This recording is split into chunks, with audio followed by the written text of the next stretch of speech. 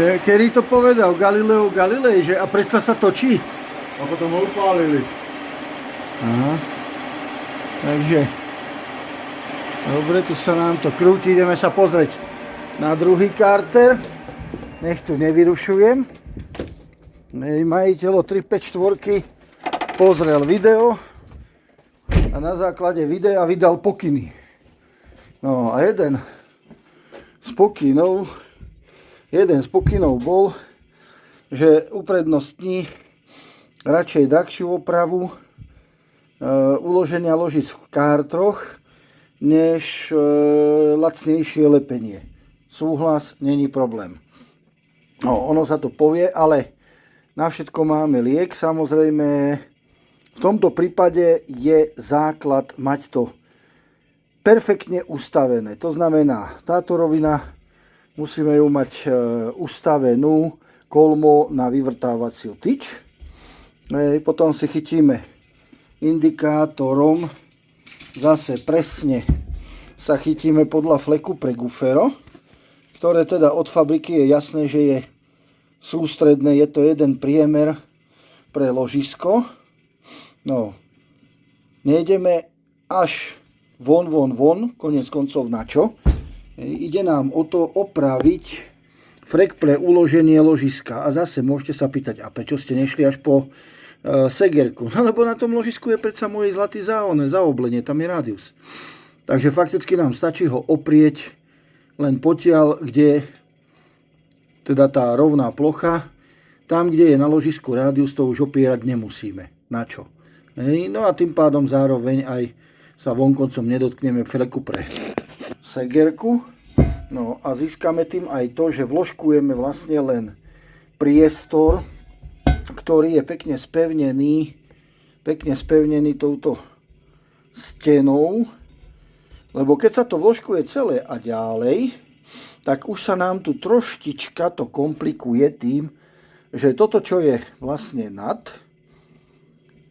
len spevnené tuto rebierkami, tak už sa pri vyvrtávaní a lisovaní vlastne toho medzipúzdra správa predsa len kus inak. Pri motoroch, povedzme hlavne 250, ktoré tu majú dve ložiská a ešte medzi nimi labyrint, tak s tým treba riadne počítať. No a zatiaľ, čo tu to môžeme riešiť v tomto prípade púzdrom, ktoré bude celé vyrobené dopredu, sústredne a už ho len osadíme dovnútra a maximálne dohonujeme nejakú stotinku. Treba to mať pekne porátané. Nebudem klamať, že to rátame, vychádzame zo skúseností. Asi tak. Proste presne definovaný presah toho púzdra, voči diere vonkajšok spravený o presah, diera spravená tiež so zohľadnením toho, že po nalisovaní to púzdro stisne a naozaj, keď sa to proste všetko pekne zadarí, jak má, aj osadenie, aj všetko, tak vlastne do tej vložky, do toho púzdra už netreba potom ďalej nič šiahať. A má to jednu výhodu, to púzdro voči kartrom drží pevnejšie, s väčším presahom, ako ložisko voči kartrom, až na to, že už potom ložisko sa dáva len do toho púzdra oceľového a ono samotné v kartroch už stojí, proste je na fest a na furt.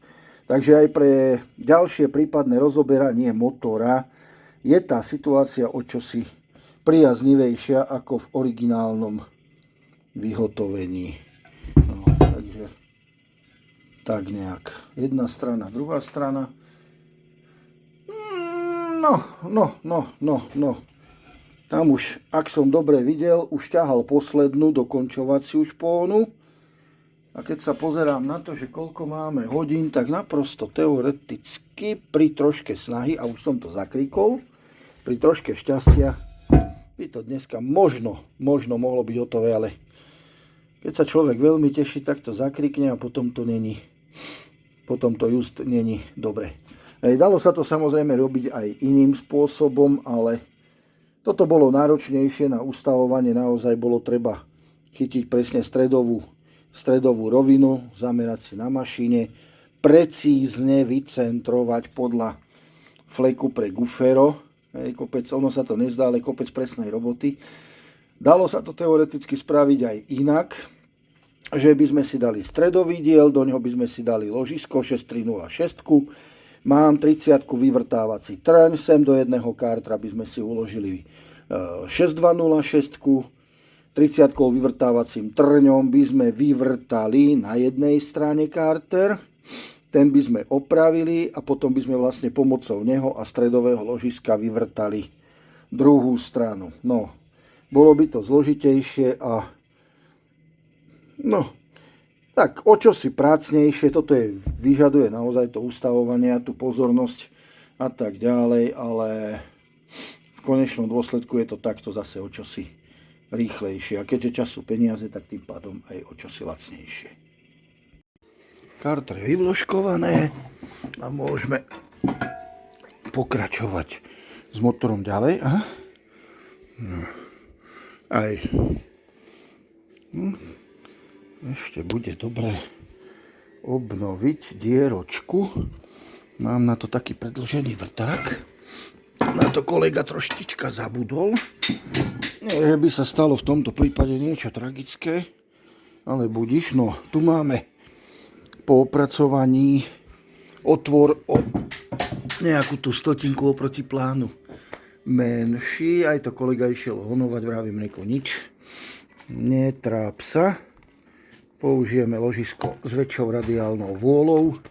Aspoň bude lepšie držať v kartroch a tým pádom aj takto sa to dá vyriešiť. No, a iný problém, tak aj tak ešte musím poriešiť kľukovku, pretože no, takýto čap nechať, ako ľudia, že po oprave a gufero má ako tesniť. Nič moc. Však hej, aj takto sa dá opravovať.